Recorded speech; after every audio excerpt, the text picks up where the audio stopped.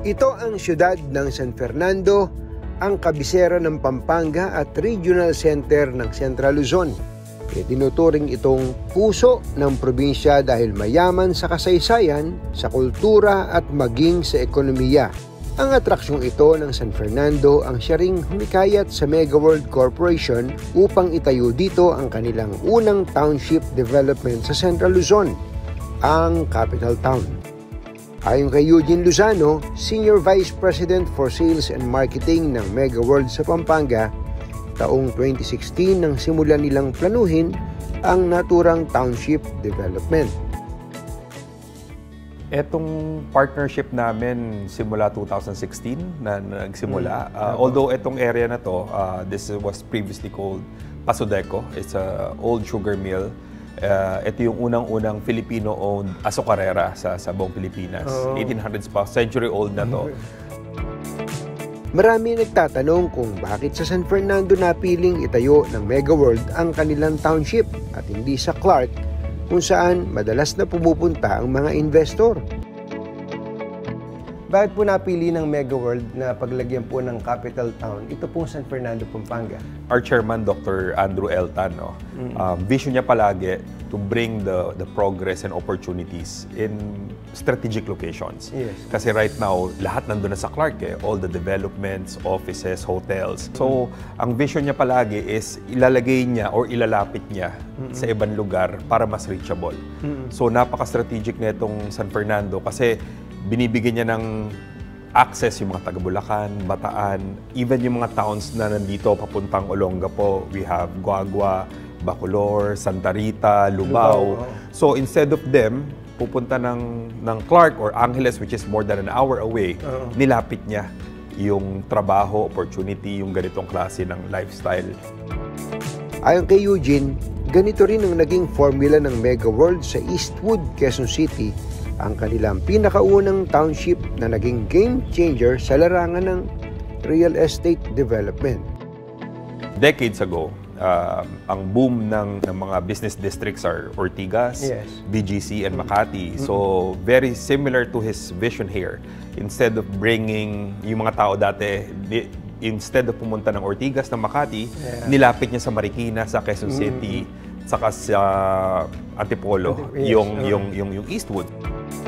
Isa pa sa mga tumatak na township ng Mega World ang Iloilo Business Park na siya ngayong bagong Central Business District sa Iloilo.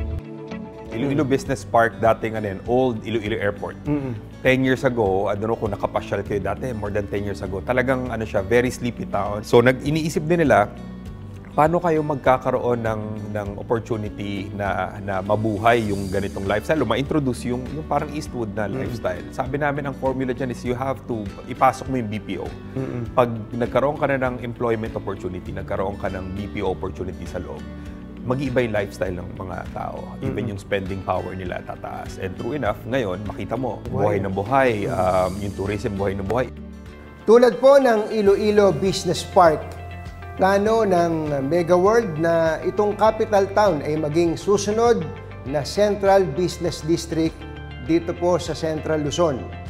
Alam nyo ba, 250,000 o 250,000 mga trabaho ang inaasahang malilikha sa township project na ito ng Mega World.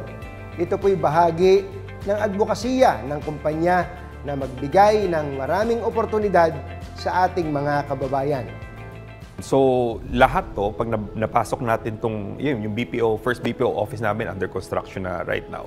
Itong Pasodeco Tower, nasa tapat natin.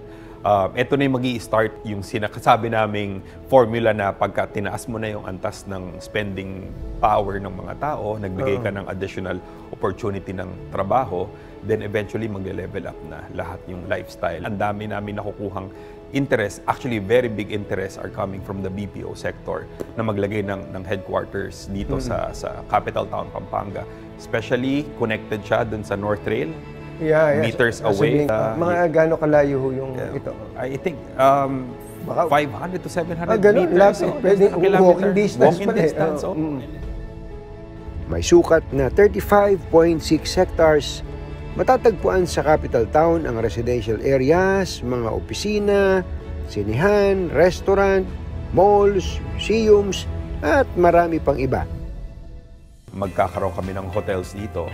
Part ng plano rin namin yung museum kasi nga napaka-historic na itong lugar na to. So we're collecting artifacts sa commercial district, itong shop house district kung nasan tayo ngayon. Tapos ang design niya is neoclassical or art deco. So parang ita-transport ka namin sa Rodeo Drive. Parang nasa Beverly Hills dito, parang no? nasa Beverly Hills. Dahil sa laki ng potensyal ng lugar, hindi katakatakang sold out na ang kanilang commercial lots. Etong commercial lots natin, actually, Katunying, mga 5 years ago or 3 years ago, sold out na yan. Mabilis to. Ganon. Wala na pala akong bibilin dito. May dala pa naman ako dito ng 500. Kasi yung idea na magtatayo ka na negosyo sa loob ng township ng Mega World, appealing yan sa mga negosyante. So now, ang ino-offer namin dito are residential condominiums and a hotel product. So, yung residential condominium, just to share to you, no, Katunying, it appeals to younger generation. We were surprised, actually, millennial nung una, 5 years ago, millennial, ngayon Gen Z na.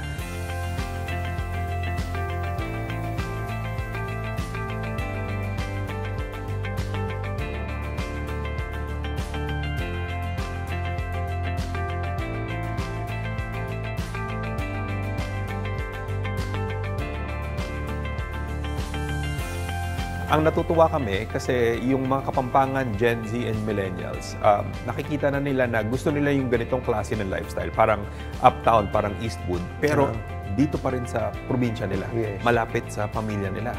And second, nakikita rin namin yung pasok ng bumibili sa amin ng condominium, mga 2-bedroom, mga napaplano na nila yung retirement nila dito, but hindi na nila ma-imagine yung sarili nila sa malaking bahay. Magda-downsize sila to a more safer, mas 2-bedroom na mas secured, mas maliit, mas accessible lahat. Pagbaba mo, para kang may mall ka sa tabi, may park ka sa tabi, may mga restaurants and coffee shop. So ito yung dalawang nakikita namin pumapasok na buyers namin. OFW yun, malakas. Yung retirees, isa yun. Isang malaking market namin talaga OFW. Kasi nga, gusto nila kung mag-retire na sila dito sa Pilipinas. So yun. And may isa kaming produkto na mas enticing talaga sa mga OFW, which is yung hotel namin, yung Savoy Hotel. Bukod sa mga building, marami ring open spaces sa capital town. Meron pang rainwater park at narito rin pala ang pinakamalaking McDonald's. Yun nga pala, ba't nyo ba dito inilagay itong pinakamalaking McDonald's? Kasi nga, yun nga I think yung mga Kapampangan, they deserve something big, something beautiful. It's something na pwede nilang i-claim na ipagyabang na dito nilagay ng McDonald's yung pinakamalaki in their province. Saludo ang Mega World sa ganda ng kasaysayan ng Pampanga at sa mga kabalin na hindi lamang magaling sa pagluluto. Galing sa serbisyo, yung pag-accommodate, hospitality ng mga Kapampangan. So, yan ang inspiration namin when we designed this. So, that's why yung components namin na may hotel, gagawing tourism, mag-i-invite ng mga turismo. Halos 3 dekada na pala mula nang simulan ng Mega World, ito pong konsepto ng township development. At mula po noon, napakadami ng mga komunidad na nilikha. Very aggressive po ang Mega World dito.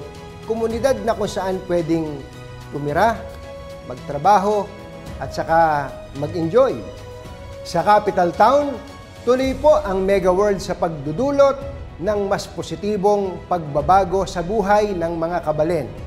At ito rin ang nagsisilbing instrumento para sa mas maunlad pang Pampanga.